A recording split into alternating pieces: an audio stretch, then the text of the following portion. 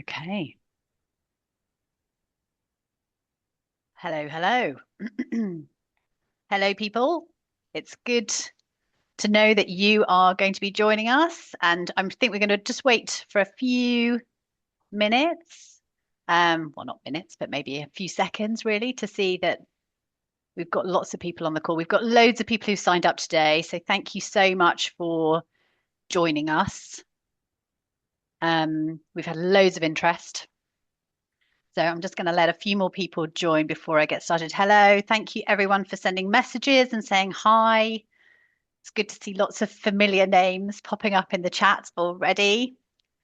I think everyone knows Stephen and Ben as well. They seem to be celebrities. They are celebrities in this Bill and world. I know. Ben, Bill and Ben. I feel very, very honoured that you have accepted this invitation to come and speak to me and speak to everyone about the book. So yes, hello to everyone. Good afternoon. And thank you so much to you all for joining. Um, I'm going to start doing a little bit of prep in terms of intros and bit of housekeeping stuff while people are joining. But do definitely keep saying hello if you're happy to do so. It's really nice to see names pop up, and I'm sure Ben, Stephen, and I will recognize lots of you. So please do say hello to everyone. So hi, I'm Lucy Cairncross. For those of you that don't know me, I am Managing Director at VMA Group. I've been with VMA Group for 18 years, people, 18 years, long time. So it's very nice to see you all joining, and I'm really, really grateful for Stephen and Ben for saying yes to joining this Meet the Author session. For those of you that have undoubtedly seen, we run lots of Meet the Author sessions. We've run lots of very successful ones. This, I think, has been the biggest subscription. I'm going to look over at Emily, who's our marketing exec. Yeah. The biggest subscription for a Meet the Author session that we've ever had. So it just goes to show how interested people are in this subject. It is the topic du jour, and I suspect it will be the topic that everyone has got at the tip of their tongues for quite a long time. So I'm not surprised, but it's really, really lovely to see so many people who are interested in hearing from Stephen and from Ben. I am going to quickly hand over to them both actually to do a quick introduction of themselves, the celebs. So who would like to start, Ben or Stephen? Up to you. Go on, Mr. Ben, Waddington. go on. You go. Oh, all right. Hello, I'm Thanks. Ben Verinder. I'm managing director of an agency called Chalkstream. We do a lot of work in education, predominantly reputation research and management, but I'm also a trainer and consultant on artificial intelligence, having accidentally started working in the field around about 2015, I think, and writing about it since 2018. And I'm particularly interested in the reputational risks of AI and mitigating those, but actually everything about AI as well as its benefits to the function. And I'm, of course, the co-editor of AI for PR with Stephen Waddington. So my name's Stephen Waddington. I've worked in corp comms, mainly in an agency context for 30 years. I've spent this last 6 years doing that and part-time leading a research program at Leeds Business School, looking at the optimal relationship between the comms function and the management function. Hopefully that will result in a PhD before the end of the year. And I'm firmly focused in my professional advisory work on helping CCOs, comms functions and agencies deliver high performance into management. I also run a side hustle called Socially Mobile, which is a community interest group, helping practitioners from underserved communities gain management skills so they can progress up the career ladder. It's lovely to be here. Thank you for having us, Lucy and Emily, who's helping with production. Yeah, thank you, Emily. Thank you, Lucy. It's worth Yeah. mentioning, by the way, that all the proceeds from the book go to Socially Mobile. Yeah, it's true. Excellent. Thank you. Thanks, chaps. So a bit of housekeeping. So we will be recording this session. So just so you know that that is happening. I'm sure you have seen that, and that was an indication when you came and joined the session anyway. We have got the Q&A and the chat, of which obviously the chat you guys are using beautifully already. I think we're all very used to this by now. But please do put your questions in the Q&A or the chat. And we will come to a Q&A at the end of the session. So I have already got some advanced questions that I think many of you have sent in to us. So we've got kind of a set plan as to what we're going to do for much of the session, but there'll be a good 15 minutes at the end for additional questions. So if you have them as you go, please do put them in that chat, and we will monitor and make sure we cover as many of them as possible. I have Emily and Maddie actually with me in the room, so they will kick me if I am forgetting or not including things, or if I'm losing track of time. So I thought it would be great actually just initially, and Ben, I think you're going to talk about this a little bit. Can you give us a bit of an idea of why you decided, the origin story of the book? Why did you decide to bring it together? We were having a conversation, standing in the field, walking the dog, which is quite normal, chatting to Wads on the phone. And it was a couple of years ago, and we were concerned. We had two key questions about AI, about public relations, essentially whether it was going to have agency in the adoption of artificial intelligence or whether it was going to have AI done to it. And also, whether it was able to apply critical thinking to adoption, rather than fall into doomerism or the other trap, which is being a bit gung-ho. We were a bit concerned that it might be, particularly we were parts of groups that were really gung-ho, we thought were quite gung-ho. So we had a conversation. I said, well, let's try and get some people in the room, have a conversation about it.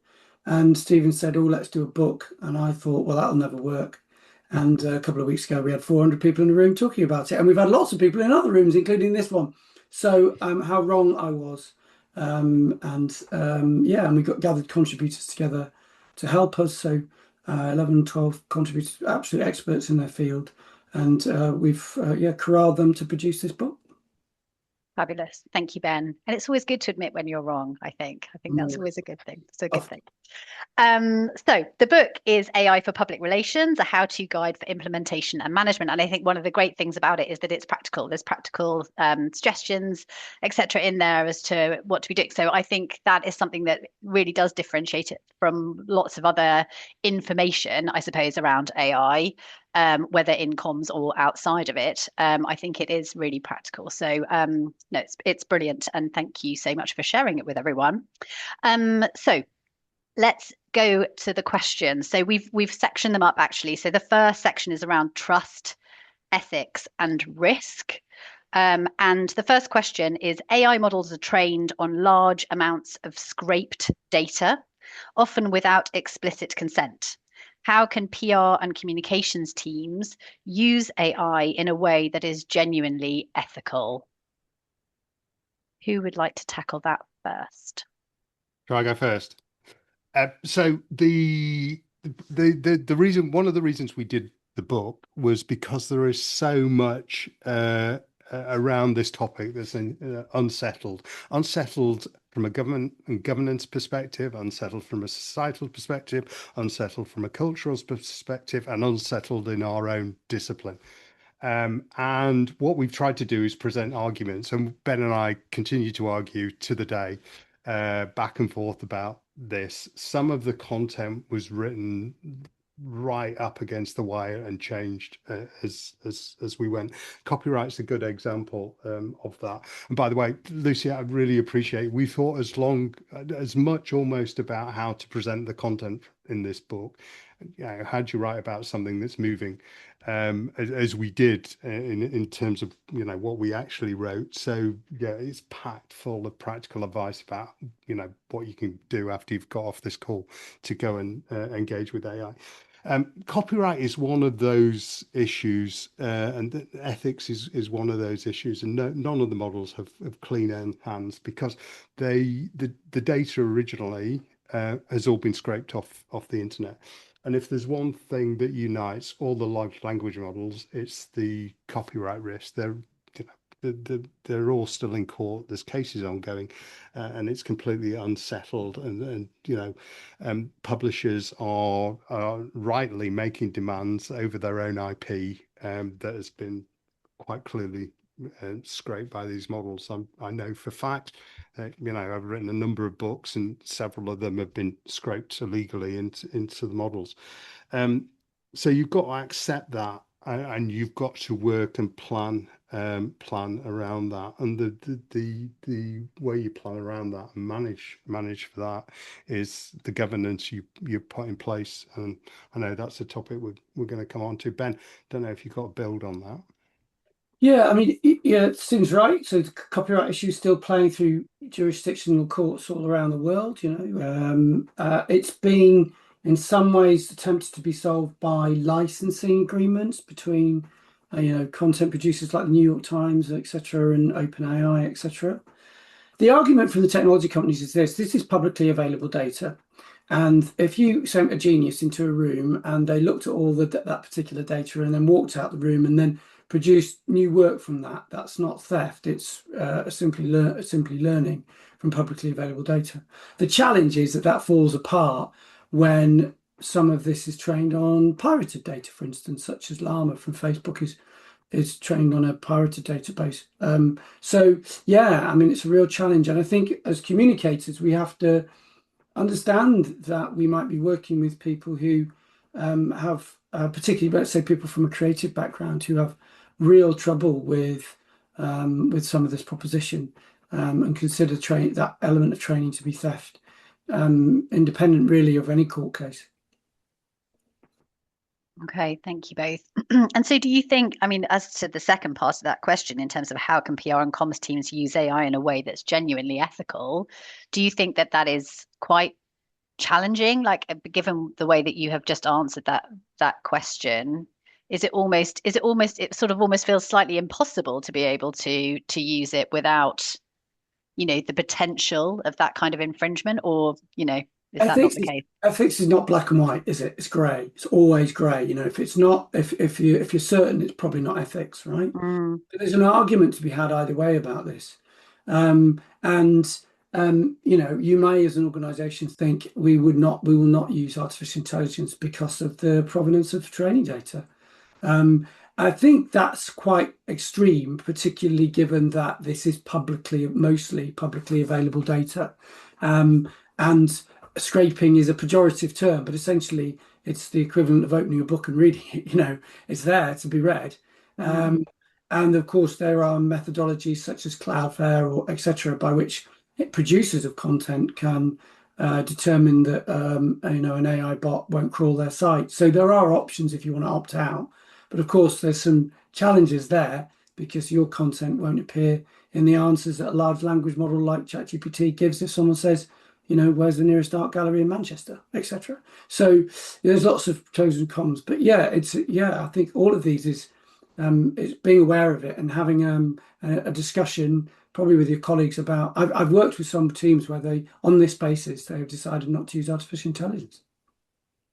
Yes, yeah, I've heard that too, actually, from discussions that I've had with certain teams as well. So, thank you. The next question, same topic, really, in terms of trust, ethics, and risk. Can AI really be trusted as an ally in PR, given how easily it can generate or amplify misinformation?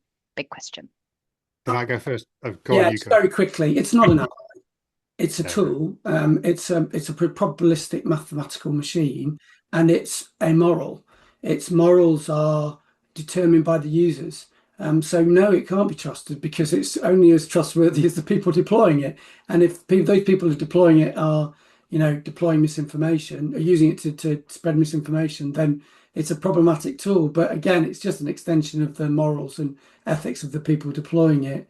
What perhaps a more useful answer is that it's extremely useful in the detection, repulsion, the pre-bottle of misinformation, as useful it is in the creation of misinformation. Perhaps a broader problem is likely to be the potential collapse in trust in the digital sphere as a result of the oncoming wave of misinformation that we're seeing from AI-generated imagery and video. Thank you, Stephen. Yeah, I've got to build on that. I had this conversation 2 years ago, 3 years ago, with Professor Lee Edwards, who's a critical thinker at Leeds, the London School of Economics. Brilliant woman. Does a lot of work around media literacy. And I said to Lee, I cannot imagine the day when we will have a relationship with a large language model, AI, bot, call it what you will. And she basically said, Stephen, you're so naive. Go and look at Replica. I write about this in the book, actually. Go and look at Replica, so I did. And Replica is an AI bot that has 30 million users around the world that is an intimate partner. And you use as a romantic partner. It has zero friction, unlike any other relationship in your life. So hence a reason. And 2 million people are paying, premium fees to for advanced services, subscription services. So all the literature says at the moment that trust is falling because of, to Ben's point, there's this overload in information in the public sphere. There's the rise of misinformation and disinformation. Every literature, all the literature says our trust is falling. But then you've got this paradox where we're using these tools, and you hear of some really canny use cases actually, where AI bots are supporting individuals with learning difficulties, individuals who at end of life, Alzheimer's patients and so forth. So you've got this extreme. Interesting. I think it's interesting. It's a bit of an ethics thing as well there, isn't it? Without a doubt. But I think that it is interesting how it kind of I heard that about that too, Stephen. And I think I saw a journalist from the Times who was talking about how young men in particular are using it to sort of have relationships with a replica individual, but actually to talk through scenarios in terms of your partner or your potential future partners as to what sort of arguments you might have or whatever that might be. So I saw something about that quite recently. But also when you communicate with AI, often it's very friendly back to you, isn't it? It's sort of, it's trying to create an emotional attachment to you as an individual. And that's obviously happening to everyone, no matter what you are using it for. But it's not an emotional being, as you said, Ben. It is it's a mathematical probabilistic model that patterns. I love. Yeah. So if you ask it to say nice things, it will say nice things. Yes. We're terribly determined to anthropomorphize it. So yes, and then that's the fear. That's the genesis of the book, really. That there was all this excitement around the shiny new toy aspect of it, and these critical perspectives weren't coming in. Indeed. Okay. So it's not an ally is the sort of crux of the answer of that one. Well, it can help coach. It can definitely help coach and made based on a body of knowledge. But I mean, and it's critically. It's an ally in so much that it's an incredibly powerful tool for assisting an incredible array of public relations activities, from strategic planning through to sentiment analysis, through to message development, testing, as a list as long as your imagination. I mean, it's an ally in that respect, but in terms of, is it an ally in terms of having moral or ethical force? Absolutely not. No. Yeah. Okay. Thank you. The next section is around accuracy, bias, and crisis management. So the question that was posed was, how can communications teams detect and mitigate bias in AI outputs before it becomes a trust issue externally? So you see this negotiated or not every single day on LinkedIn, where we all get the ick, or I get the ick, when you see copy generated by AI that has been lightly edited or hasn't been edited at all. And people say you can't tell. Of course you can tell. The detection models aren't very good at detecting the use of AI for the reasons we've already set out. They're probabilistic models. You're asking a model to detect patterns that are generated by a model, so of course it's not going to work. You're down a black hole. But the tells are there, and we are negotiating those constantly. I mean, we're in this really odd place as a society, I think, that people are using these tools quite clearly in plain sight, publishing content, and we're negotiating what's accessible what's acceptable, sorry, from a communication perspective and what's not. And I draw the line on, if I can detect AI has been used in copy, and you can tell, the rule of three, the sharp punctuation, the use of certain, grammatical tells. A human writer and editor that's been trained can spot it, and so we're figuring this stuff out. And I think this issue the literature points to, which is a drop of trust around content, partly is we're being overwhelmed by the amount of information in front of us, with the explosion of channels. But part of it is because much of this content is just slop. Do a sort of riff on that. I mean, just to directly discuss about hallucination, which I think is hinted at in that question as well, in the sense, where an AI model, a large language model like ChatGPT or Claude or Gemini, will produce an answer that's not accurate if you're using it for research. That's, there are ways to minimize the risks of hallucination. Hallucination is not a bug, it's a feature of artificial intelligence. Again, it's a probabilistic machine, and it's always seeking the most likely answer to the question that we've asked it. If it doesn't have sufficient information within its training data, it will have a stab at that. So it's going to have a guess. It's programmed to be helpful over accurate. So in terms of weightings, so ways to mitigate, to minimize the risks of hallucination are: number one, understand training data. So if you're asking it to, a complicated question about a document that's never been published on the internet, good luck with that, because it's going to hallucinate. If you're asking it to write in a tone that you haven't given it sufficient training for, it's going to get that wrong.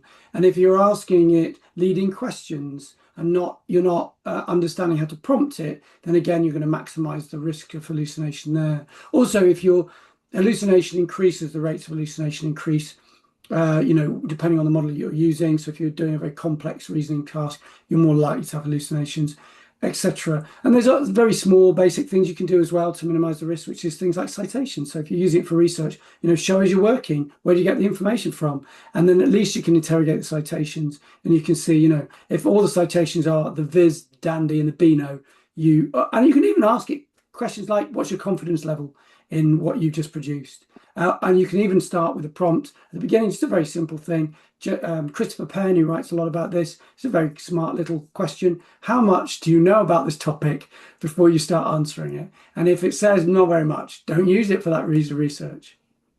Penn's good, actually. Penn says if you don't know what a model's biases are, don't stop it. You wouldn't get in a car, would you, that you didn't know how to operate or how it works. So just don't do it.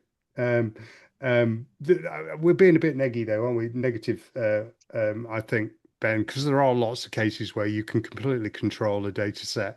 If you supply unstructured, structured Excel spreadsheet conversational data to AI and you ask it just to act on that, then you can be confident that absolutely. So that's the other side of the coin. You could use Notebook LLM, for instance, which is a wall garden, lovely piece of software, incredible piece of AI, particularly for research and training.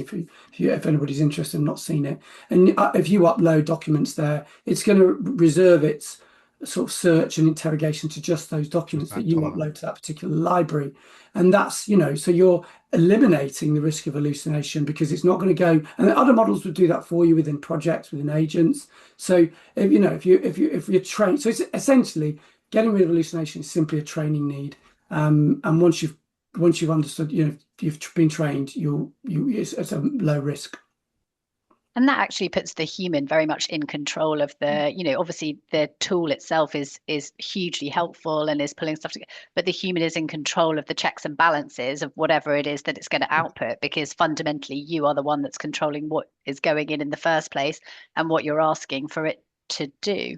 Anne Gregory came up with this great line, actually, at the conference we ran a couple of weeks ago around the launch of the book.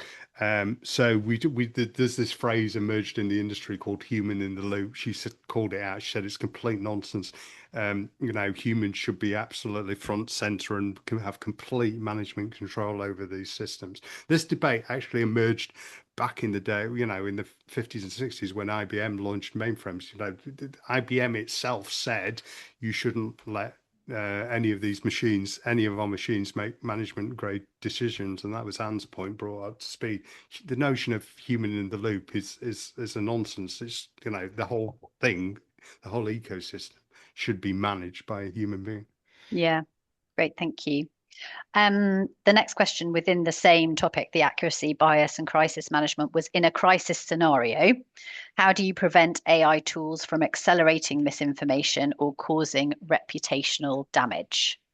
Go on, Ben. This is Ben's. Oh, that goes on. That that I could spend a day answering that question. You don't have a day, Ben. Sorry, no, you'll have to. No, I mean, there are ideally, you've identified the risk beforehand and you've pre-bunked.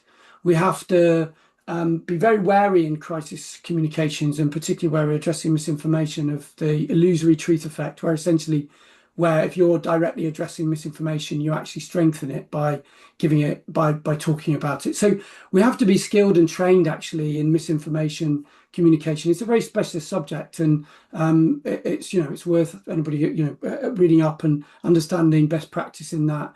And again, AI can be absolutely fantastic at that. But this really relates to the earlier question of how do we stop people using AI to generate misinformation? We don't, unless we end up in a regulatory environment more akin to Italy, where it's illegal to produce deepfakes, or Denmark, where you can copyright your face and voice, etc. So the challenge at the moment, I'm afraid, is that we're in a bit of a regulatory black hole, and even with regulations, it's difficult to catch people. So the bottom line is things will be exacerbated by misinformation when a crisis hits, because the world and her dog is looking through your window, and that will include people who want to muck about on the Tinternet, inventing memes and creating stuff. So we need to take account of that in our planning. So that's a good point. Actually, I'm going to riff on that. Ben wrote a really good essay on his Substack a week or so ago, that talked about the public use of AI and how that was creating a burden for the comms function, because suddenly we've seen, and again the literature backs this up, an increase in FOI requests, an increase in complaints, an increase in in every aspect of customer service where AI is suddenly being used to provide advice. And there is a function of AI where you in the ally function where you can use it to test professional opinion, but we're seeing that swing way far the other side, where and that's landing on the desk of every comms function with an overload in things like FOI requests and public complaints. Excellent. Thank you both for that. I'm sure we'll have questions that will be popping up. I can see a few already. The next section is around business models and industry change. So if AI significantly reduces the time it takes to complete core PR tasks, what happens to traditional agency billing models based on billable hours? I'll let Stephen answer this one. Well, so we don't deal with this, but several people in the book deal with this, notably Johnny Bentwood and Jeff Beringer, Golin, who both are in lead AI roles there, and say we have to move away from an hourly based model. In fact, we quote Daryl Sperry of Hard Numbers in the book as saying that an hourly model, when you have a tool like AI, constrains you to be deliberately focused on outputs and slow. And so the shift has to be to some value-based work, and the industry was already moving to that. The challenge is how you manage that transition, and if you've got a legacy business, an agency focused on billing hours, moving to value is it's a piece of transformation work that's incredibly challenging. I just want to pick up on something that I've been hearing a lot when in these conversations over the last few weeks in relation, from agency heads. And there's a bit of an argument. There was actually an argument on we did a sort of fight club about kind of this about billing hours, the death of billing hours on stage. And I think there's a lot of concern, particularly amongst agency heads, around getting rid of billing hours completely because it's a very useful internal. And Andy West says this, who advises on agencies. It's a very useful internal planning module. So working out, what people are doing with their time internally. And I think there's a bit of a confusion between, you don't need to throw the baby out with the bathwater. You can still understand the hours that your staff work if you're running an agency, whilst abandoning the billing hour proposition when it comes to client facing proposals, etc. So I think it's just quite an interesting, I think, there's a bit of a fear of getting rid of billing hours because it's worried that you won't be able to plan time as in that way. But actually you can do both, really. I think it's a bit of a straw man. Well, Okay. yeah. Oh, Stephen, No, did you want to pick up? let's come on and talk about skills, because that issue of it, internal workflow and management is one issue, and capturing time there, is important to, good well-being in the workplace. How you charge for that time is then another thing Okay. entirely, isn't it? And that's the Yeah. transition in the industry. It's an ongoing debate in the industry. Okay. The next question, same subject though, business models and industry change. How do you see the PR industry evolving over the next 12 months as AI adoption increases? How do we answer this? It's like we wrote the book, and we wrote the book trying to answer this, and we've got as many questions having come out the other end of it as we I've have, got to and be that's the honest, point, right? anybody who's certain about this is wrong, right? It's going to be bumpy. You've got the difference between, somebody described very cleverly actually last night, just at an AI event, described this as a bit of a dumbbell, right? On the one end, you've got agencies really going hell for leather with AI adoption, the larger agencies, and producing a value proposition to the client that is very attractive.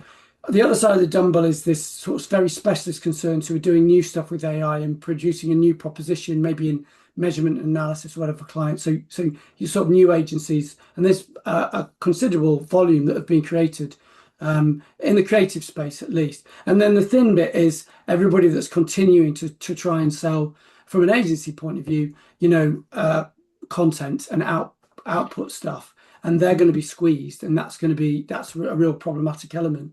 But overall, it's a very uneven picture beyond agencies, because you've got public sector organizations that are where it's very nascent AI adoption, if at all, and it might be considerable resistance. In fact, I can give you a sneak preview to something that I know that nobody else knows, which is the results of the CIPR State, the Profession Survey, which I'm the author of. And without giving any sort of secrets away, people are having a very different experience of AI depending on where they work.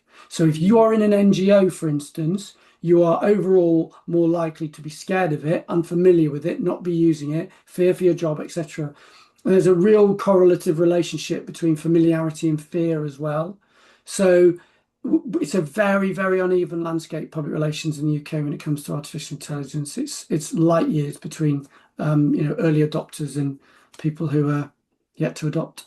I think that sits in the private sector as well, actually. Like, I've had lots of meetings with corporate affairs directors, comms directors, where in businesses which are big and, one would imagine might be quite moving forward quite quickly with it. But actually, because of the leadership, because of the resistance, hesitation, concern about risk, reputation, they're quite conservative, I suppose, in terms of how they do things. They are also at the point where maybe they've only released it to 100 people or whatever it might be, and it's still and it's just co-pilot, or that I completely agree with you about that kind of public sector, NGOs, kind of different types of things. But even in the private sector, it's very, very different in different organizations. And I think that's normal for, if I'm old enough to remember the introduction of the internet and also social media, and it's Yeah. exactly the same as what happened Yeah, there. same adoption. So we present that in the book. Everyone goes, "Oh, this shiny new toy. We haven't seen the like of this before." Actually, we have. We've been through these adoptions several times before in our industry. These changes, and we know how it goes. We saw it with social media. We've seen it with the fragmentation of media. We've seen it with the internet as that emerged. I'm going to just present you the argument. So this is one of the topics. There were several topics in the book that we argued over right up until the last minute, and you'll see it reflected in the book. In a couple of places, we put we used an editorial note to put a disclaimer that none of this is settled. It's still moving, but where we landed was in the agency context. At an entry level, you can clearly, and there's a lot of AI washing going on, right? So we're facing into economic headwinds where, maybe organizations are reducing headcount, and some of that is getting blamed on AI. Probably not, not completely truthfully. But within an agency model, I started out my career cutting out press clippings, doing press monitoring, physically leafing through books, going through manual directories. All that's gone. Of course, it has 25 years on. We use tools to do that. The work, if you're going to look at that level of work, and actually MVPR has done some really good analysis on this. If you're going to look at that sort of level of work, you need one person to previously do the work of 3 to 5 people. So, there's a fundamental change happened there about the nature of the entry level role. There's something also happening in the mid-level role that we don't understand properly, in that people are using tools to work. There's a cohort using tools to work smarter and more effectively, and there's some attrition happening there. If you're in a senior position, you're AI savvy, you're looking to push up into management and do smarter things. And this is the end of the dumbbell that Ben talks about creating new value propositions. So that's agency. In-house, you can't lean into efficiency and effectiveness quite so much, and say that's going to reduce headcount, although headcount is changing there. But it'd be interesting when we see the state of the profession, whether we get any indication of what is actually happening, because it's the picture is unclear.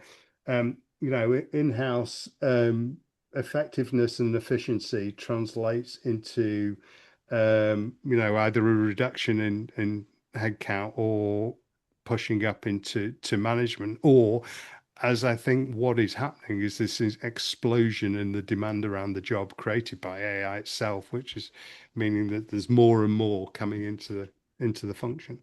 And any problem in an organization related to AI will land on the desk of the comms team in the means of a crisis, as we've discussed. Yeah, that's absolutely true. No doubt about that. Okay, just keeping to time, the next section is around practical adoption and tools. So for a communications or marketing director looking to move beyond experimentation, what are the first key governance decisions to make before rolling out AI across a team? There's a chapter in here by Amy Mollett, and she spoke at the conference at the University of Cambridge, who wrote one of the first governance policies on the use of AI within a communication team. It's become a standard, or it's often referred to because it was the first. Amy's incredibly smart practitioner, who talked about, along with Anthony Mayfield, who also writes in the chapter, how you bring AI into a team and persuade a team to adopt it. First thing was start with a discussion about where AI is already being used. Almost certainly there will be shadow cases, and from there build the governance around the workflow and use cases. Has to start with governance to address all the things that we talked about, though, at the top of the discussion. Yeah, I can recommend looking at Amy's stuff and other generative AI policies. Dan Slee, who is a commentator on public sector AI adoption, has a Substack on with 9 example AI policies, and that's not for you to go off and steal wholesale, but they will give you good ideas to sort of think about what are the governance questions that are which are essentially plaguing other communications managers or directors in the same space. But what I would strongly recommend is whatever you do, if you're developing team AI principles, make them bespoke for your team, because they will be dependent on your job titles, your job descriptions, what you do as a job. They would be dependent upon what you want to retain as a group of people and not give off to AI for fear of cognitive offloading. They will depend upon the culture of your organization, etc. So they do need to be bespoke to your team.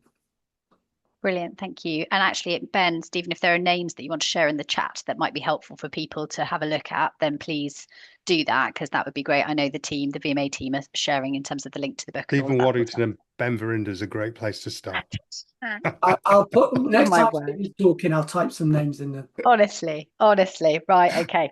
They're ever the PR there, Stephen. There's no such thing as a free I know, lunch, Lucy. honestly. Sorry, everyone. Right, okay. Next question. How are managers practically using AI today? What are some real world examples that go beyond basic drafting?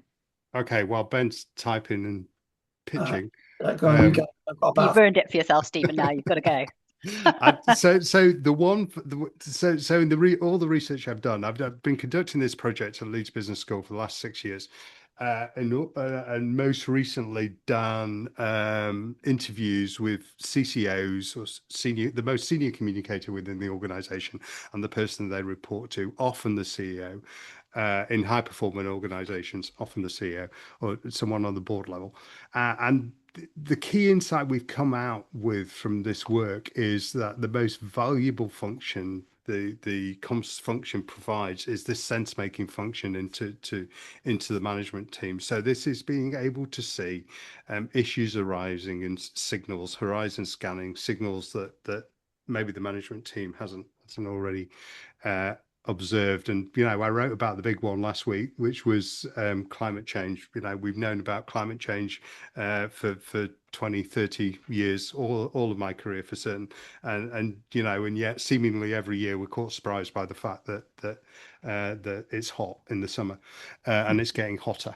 And so the comms team reacts by distributing fans and ice lollies, and that's all great. But what we should be doing is providing management grade information into the management team about how the organization manages around that. So that making sense of diverse data sets. Jim McNamara calls it listening. Listening around the organization to your employee cohorts, and then all your different stakeholders. And AI is brilliant at taking unstructured data sets and doing that in a completely protected and safe environment. So that would be the first thing. Planning would be the second one I'd do. So stress testing any plan that you produce, scenario planning around it. We talked about the extremes of crisis and managing a crisis, but AI is really, really good at scenario planning. So if you've got any document in the public domain, and I'd suggest you try this afternoon. Find a document in the public domain, upload it into an AI, your favorite AI, and ask it how it would challenge it from an activist perspective, and you will immediately find weaknesses in that document. It's very, very, very good at that sort of breaking bias and thinking. And so I'd do that. And then the third thing I'd suggest is, I know I diss on the use of AI for creating content, but it's very, very good at shifting the register of content. So if you've got a white paper that's, or a scientific paper, and you want to shift the register of that into something that, an actual human being can read and interpret, then it's really, really good at that. So taking one form of content and turning it into another. So the white paper to the press release to the social media posts, providing that's human led that activity and there's an editor at every point would do it really well. That's three. I've got a library of 1,000+ different, opportunities for deployment within public relations and communications of artificial intelligence. It grows. Bot collects it for me. I read most of them. So pretty much anything you want it to do, it can do. I actually think, in terms of content creation, it's probably bottom of the list because actually we're really good at content creation. That's what we specialize in. Repurposing content, fine, but actually, native creation of content, it's not what it's best at. Red teaming in the way that Stephen talks about, it's absolutely amazing at. Ideation of topics you might start writing about. But one way to approach this is actually come at it from a different angle. Talk to the model and say, look, this is my challenge, this is my issue, this is my ambition. How can you help me with it? And with what confidence level? What could you do to help me with this? This is my problem. And you're going to get a relatively straightforward answer about, well, I could do this, I could do that. So it's actually, don't come at it from a long list of things it can help you with. Come at it with a question, which is, how can you help me? So inevitably you're asked, and we're both asked in professional practice, when you engage with an in-house team or an agency, what tool should we buy? Completely the wrong question. The question is, what do you want to do, to Ben's point, and then where can we set AI within that workflow to get the maximum effectiveness and efficiency gain? And as I say, book is packed full of examples. Yeah, it is. Thank you. Well, kind of leaning on that, the last question that I have on the list is about kind of what tool should I buy, but it's which AI note-taking tool would you recommend for meetings and internal comms? I have a very strong opinion on this. So do you mind? Good. Go on then. Sure. Many people are breaking the law, right? Let's be so just some basic stuff around note takers. If you are recording voice, if you're voice recording as well as transcribing, that is biometric data, right? Special category data. If you are using a multitude of different note takers that are based in the United States, there's a problem for you for a start. So we've got loads of companies around the world that are using note takers in a problematic way. But not only that, now if you're using Teams or for instance, you typically you'd be using it in a wall garden kind of environment. So you're not storing the voice data, for instance, somewhere where you shouldn't be, etc., etc. So one thing I'd say about voice note takers is do your research about what you should be using in terms of compliance with your own internal regulations, but also just a really basic thing of asking, of politeness in terms of asking attendees and making sure that all attendees to a meeting have agreed to something being recorded, because I find it's an interesting social more that's been developed, and there are lots of risks, by the way, that if you invite people, they don't turn up, the notes get taken, you say something negative about them, and then they receive the notes. I've got a lot of different. We've all got that example. Gosh. Okay. Stephen, anything to add to that? No. Okay. No, except the universities have got ahead of this really, really well. In the research environment by it's introducing it as part of ethics, and you have to treat it as an ethical issue. People have to be aware for sure. UK government won't allow you to bring any into a meeting for good reason.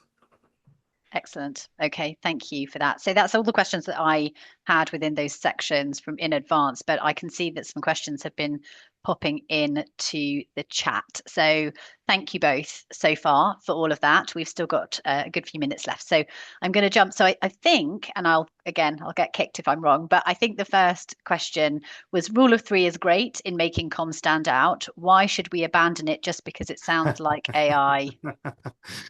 So Ben rubs against this, don't you? Because the M dash and the N dash are both used a lot in scientific literature, in poetry, and in our prose. And so AI has adopted these techniques, and so that initially that was one of the biggest tells. But the creative community have rioted against that. It's Emily Dickinson's. It's not AI. That's why it's called the M dash. Yeah. Okay. So fair point, but I think it's frequency. It's the frequency of the tells. I wrote a blog on my Substack about this. It's the frequency of the tells, and it's the combination of if you're seeing the rule of three, perfectly beautifully crafted paragraphs. you know, and cognitive negation, that's the other one. So it's not this, it's that. You know, it's the combination and the density, I guess, of them all. I was actually sat in a supervision meeting yesterday, where I was challenged by one of my own supervisors and said, "Have you used AI for this copy? Because it looks too good." And it's like, no, that's 35 years of work represented in my writing. Cheeky. I love it. I love it. It made you weep. Made you weep. Okay, next question. What kind of internal guardrails do you recommend are put in place to ensure staff are utilizing AI appropriately? There is a little bit extra to that question, but I'll just pose it there. I mean, the one thing I'd say, obviously, yeah, you can have policies, you can have training, accreditation, etc. But it's very clear from the literature that what matters is socialization of those policies. And actually, there's a brilliant report from the Institute for Public Relations in America called, I think, The Role of Communicators in Strategic Artificial Intelligence Adoption. And, you know, spoiler alert, we've got a really strong role to play. AI adoption is not an IT project. I used to say this all the time. It is a people project for all the reasons we've just discussed for the last 50 minutes. And therefore, it requires change management support. And guess whose wheelhouse that is in? Ours. So this is a massive opportunity for public relations to support strategic and responsible adoption of artificial intelligence within an organisation, because not just in socialising a policy, but also in developing it. And just another plug for the book, both Amy's chapter, but also Serena Mollett's chapter on this is absolutely fantastic. She's the head of comms for the business school at University of Sussex, and I can't recommend it enough because it's all about that question.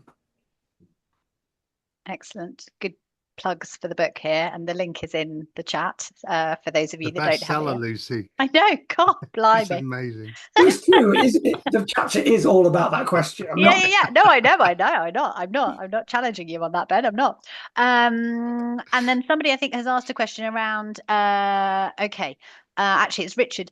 I think it's not just creating misinformation, but also the models being trained on it in their next cycle, and it gets baked in. Yeah. In that context, what's your view on the agency business in the light of WPP launching WPP Open Pro? I don't know about WPP's technology, No. but that's a real misinformation being baked into the models. You get this black hole effect where AI is being used to generate content that's being used to generate AI, that's been used to train AI, and there's literature that writes about this, there being a model collapse. Doesn't seem to have happened because but it's been written about. So and also you get the reverberation of error, and that's again another massive opportunity for public relations practitioners, actually, because in the advent of GEO, in this time of general engine optimization, so in other words, the phenomenon whereby individuals are moving from search engines to large language models to ask questions about the world. If there is misinformation with an answer, that's going to reverberate through different sources. So one of our tasks actually as communicators is to identify misinformation in the digital domain and address it before it multiplies through the model. Oasis models are really good for that in the government. Lovely, thank you. Do you think the cost of token usage might slow adoption? Yes. Yeah. Without a shadow of a doubt, it's all subsidized at the moment. It's going to get, if not a bit, but maybe a lot more expensive. And I think actually this is a massive risk for organizations that are going to become dependent. So this is the other risk. You give all your stuff over to AI, and then the source, then you can't access your AI anymore, or not with the same regularity or with a level of sophistication. What's going to happen to you as an organization? So we saw that a little bit. We saw a little bit of that when Claude, the premium model of Claude, was suddenly shut down by, after 3 days in the wild, shut down by the US government. These factors are beyond the control of there's sovereign issues that the government needs to address through regulation, let alone, but it needs to be part of your risk register. Sorry, that model, it was the resist model from the government, developed by Alex Aitken originally. Yeah, Resist 3 is the latest version. On misinformation. Yeah. I've got a bit of a problem with my chat, but I think I'm on to another question. So, Stephen, this is obviously directed at you. So, Stephen, on your point about white papers and asking AI to change the register so it can appeal to different is very good. If I understood you correctly, it is good at generating content, contradicts that it generates slop. No, question mark. I think I've probably read Yeah, that okay. badly. So if you are using it, so it's the wall garden instance. If you're using AI, if you've originated the content and you've got a body of knowledge, if you like, whatever it is, can be a conversation, can be an essay, can be. I use it a lot for research papers. It's a real challenge to do data extraction on a research paper. It used to take you half a day to read through the methodology, try and figure out what the experiment was and what the actual outcome was. They're written in really dense scientific prose. It's hard to make any sense of them. So upload them to an AI in a completely secure environment and just do basic data extraction, and that's the use case. It's like, what was the methodology? What does this tell me? What are the limitations and weaknesses in the argument? You can do the same with a white paper now, and ask it to provide a summary of talking points for a speech, provide a LinkedIn post, God forbid, or do any number of things. The really important thing is you need to be training it with the linguistic style that you want it to be producing the outputs in. You needed to give it that instruction, and you need to edit anything that comes through. And the moment that interface between an AI and human is really, really important. AI in the public, even more important. And it has to go through human editing. Has to. Thank you. We've only got a few minutes left, but I am going to pose this one, which is probably quite a big question. But as organizations increasingly report on ESG and sustainability, how can communications teams ensure that AI generated content is transparently sourced, ethically produced, and doesn't contribute to greenwashing or misleading data narratives? Can't. You can't. So I mean, there's two perspectives, or even before AI, right? There's two perspectives of AI. Of PR, the public relations function. It's and I have this argument constantly with the Edwards at LSE. There's public relations as the management function enabling an organization to communicate with its public, and there's public relations as the misinformation function that presents the version of the truth that the organization wants the public to hear. And that's the ethical line we manage as practitioners when it comes especially to things like communication around the environment and so forth. But I can point to lots of cases, carbon footprint being one of them, where a PR construct has been created that fundamentally is disinformation. And the reason why we can't is because simply there's too many unknowns. So, and this boils down to the fact that AI companies are not publishing a significant part of their, with sufficient precision, their energy and water usage, etc. data. That actually, I think, is really problematic for them because that gap is actually the space is being filled by quite a lot of what appears to be misinformation. So there's quite a lot of exaggeration and misinformation around environmental impact of and particularly energy use. So the energy use of a prompt, for instance, is a tiny fraction of any individuals. And actually, there's vast ways of data centers that don't use water for cooling, etc., etc., etc. So it's a much more complex and nuanced picture than misinformation would have you believe. But that misinformation is unfortunately inevitable because the AI companies are not being straight with us or certainly clear with us about their energy requirements or future usage. There's a paper been written pre-publication, but been written that led to an article in the Guardian yesterday that suggested in Slough, the temperature in Slough around data centers is several degrees warmer than the environment because of these very issues. And fundamentally, we need data to be disclosed by the data centers and each of the tool vendors around their environmental footprint, and they don't. Thank you both. we have hit time, very close to time anyway. So I just wanted to say a huge thank you to Stephen and to Ben for taking part of this. And obviously, I'm sure they will love us to plug the book one last time before we leave. I can see them behind. So look at them, honestly. But yes, so please do buy the book if you haven't already got it, and show a little appreciation for both Ben and Stephen. We didn't tell the story. We didn't tell the story of the yellow cover. That's for another day. Oh yeah, save that for next time. Everybody for your questions as well. They were great questions. Yeah, they were brilliant questions. So thank you so much. Thank you so much for joining and for taking part so brilliantly and sending loads of questions in advance actually as well as the ones today. So we really appreciate it, and wish you a very good rest of the week and a bit more heat for those of us that are in London by the sounds of things, or in the UK. But yeah, thank you so much. And thank you to the VMA team as well for supporting us so brilliantly too. Thank you, everybody. All right. Thank you. Bye-bye.